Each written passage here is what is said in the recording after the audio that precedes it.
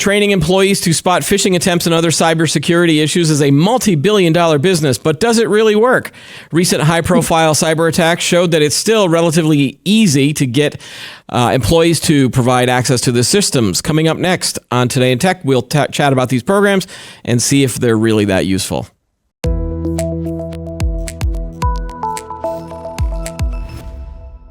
Hi, everyone. Welcome to Today in Tech. I'm Keith Shaw. Joining me on today's show is Kelly Reeves. She is a cybersecurity expert, researcher, and copywriter who has been following this market for several years. Welcome to the show, Kelly. Thank you, Keith. All right. So talk about your role as a cybersecurity content creator and researcher. You've definitely run across a number of different companies that have security training. I've got two things here I've got these two certificates. I proudly post them in my cube. Congratulations. So let's see. I completed the Spot the Fish game, and I also completed Internet Security and You. So, I've got these certificates. They're right next to my college degrees. So how did you start feeling that this type of training, which a lot of companies are now running, when did you start feeling that this might not work? Well, I think with the increase in insider threats, and I started seeing more and more studies and articles come out about how insider threats are one of the biggest problems when it comes to cybersecurity. And that just means that there's a lack of training. Now, insider threats could also include a disgruntled former employee, right. But for the most part, it's human error, and it's clicking on something they shouldn't have clicked on because they didn't realize they shouldn't have clicked on it. So that boils down to lack of training. And when I think about that, I think that, employers are not adequately training their employees. Yeah. And you, when we talked before the show, you were talking about, you had an experience where you were brought in to consult with a Fortune 100 company, but they still made you take this test, right? Or this training program. Yeah, so they were like, okay, here's our cybersecurity, like our mandatory cybersecurity training. And I watched that and I was like, okay, this is very vanilla and cardboard. And how does this apply across the board? So when I started thinking about it, I'm like, okay, everybody learns differently. And I think about it, because I have a self-defense company, in my workshops, I'll have ages from 22 to 82, male and female. And I have to cater that content to each individual and how they learn. And when I saw this and I thought, oh my gosh, they're sending this to all of their employees, hundreds of thousands of employees across the world. And it really doesn't apply to everybody. It's not really a one size fits all approach. And I think that's where companies are lacking. They think they can put it in a box and just send it out to everybody and everybody's going to get it. And I got it just because that's what I do every day, but I'm thinking about, someone in sales or marketing or shipping and receiving or HR, and there's just no human component to it. And I think that is why maybe so many employees tend to just tune out, because they're wondering, what's my purpose here? How does this apply to me?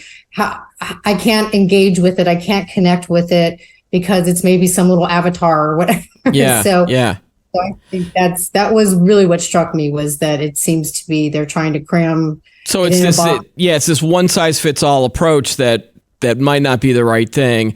I think another issue around that is that this is where you see training for other types of topics, not just cybersecurity. Sometimes there is sexual harassment training, for example, or other types of HR specific workplace training. And it's the same thing. Click a link, watch a video, watch a PowerPoint, take a quiz, right?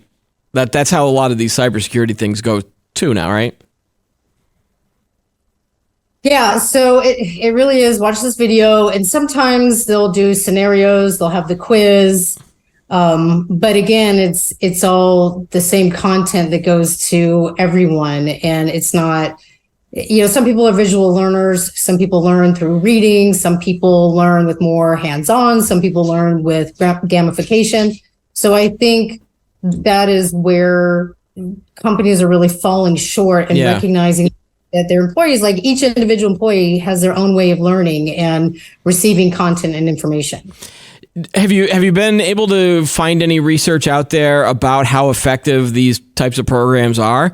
Because if you and I are just talking about it anecdotally and we feel that it's not working, it has to be under 100%. Because if it was 100%, we wouldn't be seeing stories like what happened with the MGM Resorts hack, where the hackers got in through an employee help desk type of situation. Yeah, I would have to look up the exact statistics, and stories come out every single day. And it's interesting. I keep seeing more and more breaches in the healthcare space, which is telling me there is a lack of training there. And healthcare is so regulated that how is it that healthcare is the number one industry for breaches in the past year? And I just saw that study yesterday. Yeah. And I started thinking, why is there so many breaches in an industry that is so highly regulated? And that to me says there's inadequate training. And of course, there's other stuff. I mean, how are they updating their software? How is their endpoint security? I'm a big zero trust person. How are they monitoring and securing their remote workers if they are remote workers?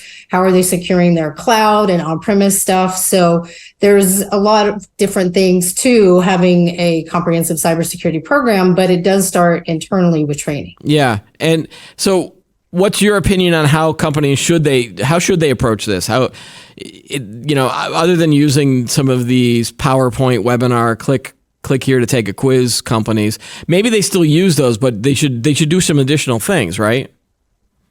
Yeah, I mean, they should definitely have a cross-modality training kind of strategy to recognize, one, all their workers are different ages and they're different generations. And, the older workers that are maybe in their 50s and 60s, they didn't grow up with the internet and the cell phone in their hands. So they're going to get information differently than maybe your younger 20 and 30-year-old workers. So, and at the end of the day, people are human. They have their challenges, their personal challenges, their issues, their likes and dislikes, their habits. And I know it's difficult for a company to say, okay, we're going to cater to each individual employee. That's kind of an unrealistic expectation, but you can kind of assess, okay, this is the demographics of our employees.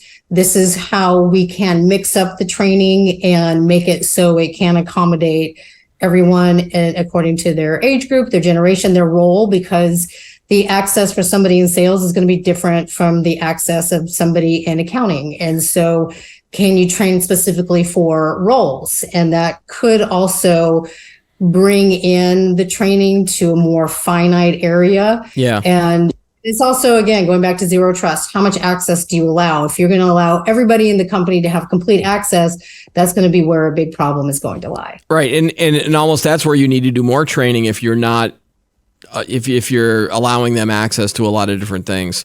Because again, that feels like if you're allowing everybody access, then they need to be more security trained than maybe if you weren't trusting everybody. Yeah, well, definitely. I mean, and I think that since zero trust has been implemented in the companies that I've seen, there has been a dramatic decrease in those insider breaches, those employee breaches, because they're not allowed to have access and they're not trusting anybody, and especially the remote workers who do have the access to the public cloud, and it's only giving them access to the information needed to do their jobs. I honestly think that it's a hardcore approach, but it removes the security boundaries. It, like a firewall says, okay, you just can't go past here. Zero trust means you can't go anywhere. Right. It means there are no boundaries. Everything is off limits unless it specifically applies to you. Yeah. Do you have an opinion on the idea of whether companies should use a third-party security awareness training company versus having their own IT security people in the company do it? And the reason I ask this is, as an employee, I might feel more willing to pay attention to someone that I know or someone that I've seen walking around the building versus just this random click a link and take a quiz type of approach. Or is it more than that, just who's doing the training? I think it's got to be a hybrid approach. I mean, if you have, and I know a lot of MSPs and MSSPs do specialize in training. I think that's important because it's almost like that is, especially if it's their specialty. It's like, okay, you went to that heart surgeon to do open heart surgery. You went to that MSP or MSSP that specifically specializes in cybersecurity awareness training. I think that type of outside third party would be beneficial. And also it depends upon your resources. If you have the resources to bring in an outside party, if you're a small company of maybe less than 100 employees, what makes the most sense for your budget, if you can do it internally. I know bigger organizations with thousands and thousands of employees, it may not make sense to have that outside party come in because there's just too many people to educate. Yeah. So that's when, and it could be a hybrid approach where you have an internal team and then you have an external third party that augments that. But it can't be like a one-off thing. You can't just say, okay, we did our one-off once a year training and now we can check that compliance box. It really has to be an ongoing education in different types of, again, modalities. I think it should be handled quarterly, and it should be something where employees are, I wouldn't say always tested, but always are aware that there are the threats out there. This is what you do. Have good policies and procedures in place so they can, when they recognize, say, a phishing attempt or social engineering, they can say, okay, this is the policy and the procedure. This is who I contact for this, and this is what I do. And they know that second step of how to not only recognize the threat, but once the threat is recognized. Yeah, one of the interesting things I'm finding here at the company, well, at different companies that I've worked for, is that they're just focusing on, it seems like they're just focusing on the phishing or the how to spot phishing versus there's all these other types of attack vectors, such as physical security or social engineering over the phone or, voice calls. And now we've got voice cloning AI attacks that are happening. But yet I then get an email and you're like, hey, can you spot this phishing link? It's like, well, we're already past that. Do you see companies doing the same thing? Like they're failing to adopt some of these new attack vectors to train their employees on? Yeah, and it seems phishing is a big focus because I think that's the easiest entry point for a threat actor. So, and I think that's why they focus on it. But, ransomware, that's what the MGM breach was. It was a ransom attack. And there's now like even a keyboard type attack where they can start to mimic they can hack into your, say, wireless keyboard and start to mimic your keystrokes to get your credit card information, to get your passwords. And so there are a lot of different attack vectors. And I think companies need to really incorporate all of them because as these cyber criminals become a lot more sophisticated in their attacks and the way and I get pretty soon, cyber criminals are probably going to move on from phishing because they're like, okay, everybody's talking about phishing. Mm-hmm. This is old news. It's boring. Let's move on to something else. So if companies take a proactive approach, look at the trends, what's going on out there, and teach their employees about everything. It's not just phishing. It's ransomware. It's social engineering. It's, like one of our mutual friends in the tech space and how he thought his wife was actually kidnapped because somebody spoofed her phone and her voice and, to try to get money. And they're just trying a lot of crazy stuff. These criminals, their minds are pretty sophisticated, and the types of attacks they'll carry out are becoming a lot more sophisticated and uncommon. Yeah, and another thing that's come up recently is companies that are following through on these training programs, and they're starting to send out, I guess, fake phishing attacks, or they're testing the effectiveness of this training by sending out emails to employees and trying to trick them. So, do you have an opinion on that? Like, do you think that companies should do this? They should try to fake out their employees? Because just as a setup for an example, I took some of these courses. I've got my certificates here, and then about 3 weeks later or 2 weeks later, I got another email that said, "Hey, you have to take another course." But the way that it was set up in this email, it made it look like it was a phishing attack or a phishing attempt. And so I forwarded to the IT group, and they came back and said, oh, that's a legit vendor. Yes, you should take that. But the wording of the setup of the email was not very good, and that raised my red flags. But there was an article in the Wall Street Journal recently about companies doing this with fake Taylor Swift approaches, like, hey, you've just gotten some tickets, or you got a bonus, or you got here's an Amazon gift card, and a lot of these employees are falling for that. So, what's your opinion on should companies do this or not? Because it's a slippery slope. It is. And, I think it's about disclosure and transparency. I mean, like, you and I were talking about earlier offline is, every company has an emergency response policy. So if they have to evacuate the building, something happens. And employees know, like, we may from time to time have a drill on, if you hear the alarm, you have to evacuate, where you go, where's the meeting place, who you check in with. And I think this is a very similar approach.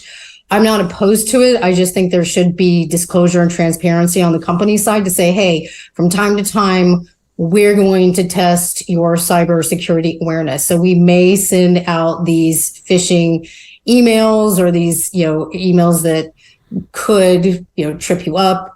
And so I don't have a problem with that, because it helps to keep the employees on their toes and aware of the potential threats and how to spot them. Because if it's like, the Taylor, you're off the waiting list for the Taylor Swift tickets. I mean, thankfully, that one in the Wall Street Journal, the guy was like, well, gosh, I didn't even register this email with Ticketmaster. So that was suspicious. He didn't click, and it turned out to be a test. Right.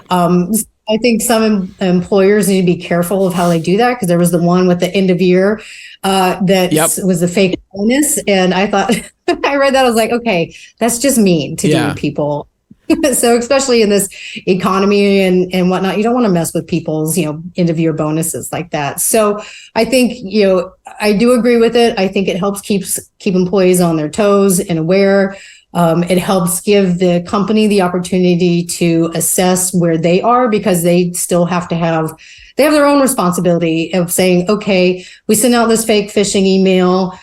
Half of the employees ended up clicking on it. Where are we falling short on our training? Right. Yeah, if they follow up with it rather than just trying to embarrass the employee, or because again, I think the anger that happens from the employee is just because they got caught, and you're like, dang it, I shouldn't have clicked on that, and then you feel embarrassed, especially if other people find out about it. Yeah. I mean, the shame is a big. Shame is a big motivator. I thought you were going to say. But I do think that, it's how the company decides to handle it as a policy, and how do they disclose that they're going to do this? How do they follow up with the ones that failed? And of course, not shaming them or embarrassing them, having, with that confidential conversation, but also, having their own accountability of, okay, where did we fall short? Yeah, exactly. In this training. And if it was only a small percentage, then you could maybe blame the employee for maybe they were tuned out, maybe they were trying to multitask in the midst of it, so they weren't quite paying as close of attention to the training. But if you have at least half or more that are failing, or a good majority, or I would say even 25% or more that fail, then you really have to look at your training and what you're doing and how you're keeping your employees informed. Well, yeah, that leads me to the next level of inquiry here, is that we're seeing companies starting to question whether employees that possibly let in a breach or somehow fail, or they click a link, should they start being held liable if they are responsible either directly or indirectly to an attack. We start getting into some legal questions here that I don't know if we want to talk about, but do you have a general feeling about whether companies should take that next step?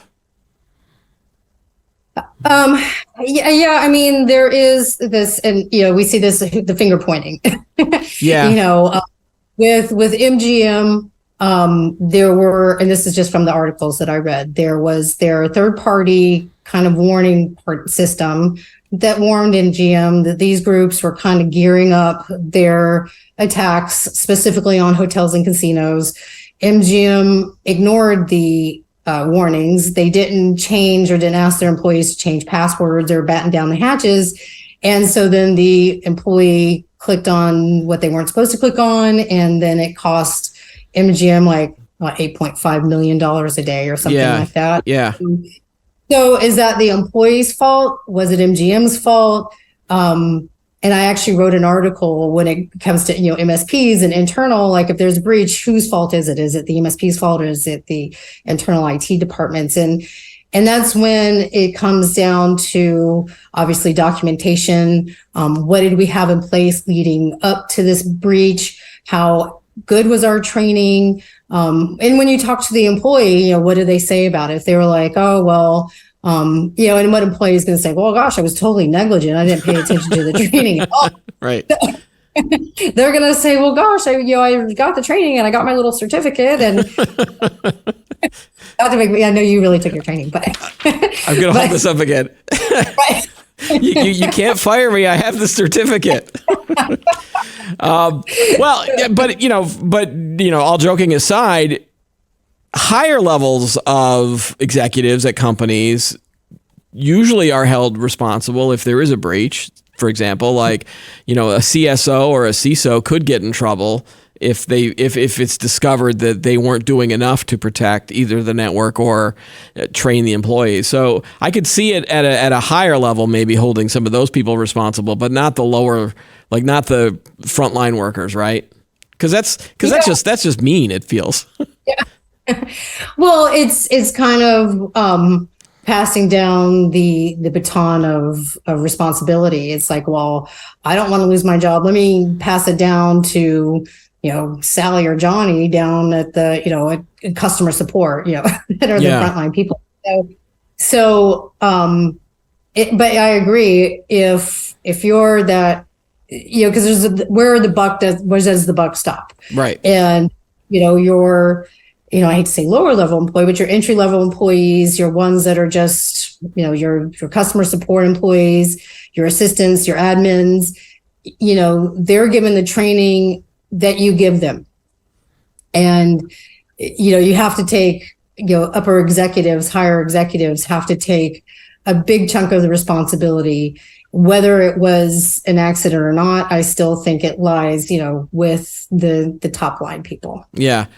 On the topic of security awareness training, do you think artificial intelligence could help in this case, where they might be able to provide some better or more interesting training scenarios or things? Have you heard any movement in that space from the companies that you work with that do this type of training? Are they gung ho about AI as well? Some are, and some still realize that there's the human component that AI can. I think with AI, and I think this goes with anything AI across the board, whether it's cybersecurity awareness training, copywriting, anything automation, is that it serves a purpose, but I don't think it's the end all be all. I think you still have to have human hands into the mix. Yeah. Because you can go into, say, example, ChatGPT and say, put in the prompt of, give me a curriculum for cybersecurity training, and it'll just give you like the topics to cover, but it can't say, okay, this is how you train, Tom here and Sue there and whatever. So it just can't break it down to the human component, which is really what's needed. Because at the end of the day, humans to learn, they really need a purpose. What is my purpose? Why am I learning this? Why does this matter? And AI can't break that down for them. So where do you think we're heading in terms of security awareness training? Is it going to be like a curve that goes up and people get better at it, or is it going to be just ups and downs, almost like a little sine wave of people will be aware as these attacks come out, and then they'll let their guard down again, and then they'll get attacked again, and it'll be just up and down? Do you get a sense of where the industry might be heading? Well, I'm hoping it's heading in an upward trajectory. I mean, we're seeing, and you and I talked about this last week, is more and more articles are coming out about cybersecurity awareness training, and that being a very frontline approach. And that's why I wrote my article about why cybersecurity awareness training doesn't work, because I keep seeing more and more breaches at the employee level, where if there had been proper training, it probably could have been avoided. Now, I don't know the back-end security of what was behind that. Were their firewalls up to date? Was their antivirus up to date? Were their endpoint security up to date? Like how outdated were their systems? So that has to be looked at too. But I think if the employee makes that initial click that they weren't supposed to make, that's where your very first problem is, before it even gets past the employee and the virus goes into your systems and networks. Yeah. And I still think physical training is important as well. I think a lot of companies forget to do that I'll walk around the hall sometimes and I'll see someone at the front door and I'm really like, oh, it looks like he's an employee, and I let them in. And I only did it once, and then I realized I probably shouldn't be doing that. Or someone leaves something on a counter and I'm like, okay, yeah, I'll take that. Like, I probably fail physical security training on a daily basis. Is that something that is still being talked about in the space, or is it just I forgot my initial training? Yeah, I mean, what do you mean, physical training? Just don't let anybody in if you don't recognize them. If you see a USB device out in the parking lot, don't pick it up. It's probably a hacking attempt, or some of those little tricks that people have been doing for the past 20 years. Do we think that most criminals are now in that digital space and just trying to come in that way? I think it's mostly digital. I mean, because who has the time to go anywhere right now? And like, okay, cyber criminal, I'm going to drive all the way to this company and drop a bunch of infected hard drives in their parking lot. I think they would rather stay as anonymous as they can. And again, they're not going to waste gas to go do that. So, is it just that I fell for the Hollywoodization of security people trying to infiltrate a building, and someone dressed up like either a security guard or a delivery guy, right? Well, I mean, that's a physical security issue. I wouldn't call it a cybersecurity issue. So when it comes to cybersecurity, I think the criminals are staying behind the screens. They're staying as anonymous as possible. They're not going to go, in my opinion, they're not going to go out of their way to have some sort of physical attack. It could be something that's very well planned. Yeah. Where then I could start thinking of, okay, is this Ocean's 11? Right. Well, because in Ocean's 11, they did, the guy was dressed up like he was an employee, but then he got into the server closet and then did all of his tricks with the servers and stuff. I mean, it can happen, but I don't really seeing that these days. I think the attacks that are being carried out are by very sophisticated parties, and most are, overseas somewhere, and they're not, they may have a U.S. or affiliate or something. But I think that we're seeing fewer physical types of attacks like that. I think they're staying more online. Yeah. All right, Kelly, thanks again for joining us on the show. Some great stuff to think about. And obviously, it's always a great reminder to just make sure you're aware of all of the different attacks out there, because you never know when you're going to be the one that clicks that link by mistake, right? Yep. You don't want to be that one. Right, exactly. Thanks, Kelly. Thank you, Keith. That's all the time we have for today's episode. Don't forget to like the video, subscribe to the channel, add any comments that you have below. Join us every week for new episodes of Today in Tech. I'm Keith Shaw. Thanks for watching.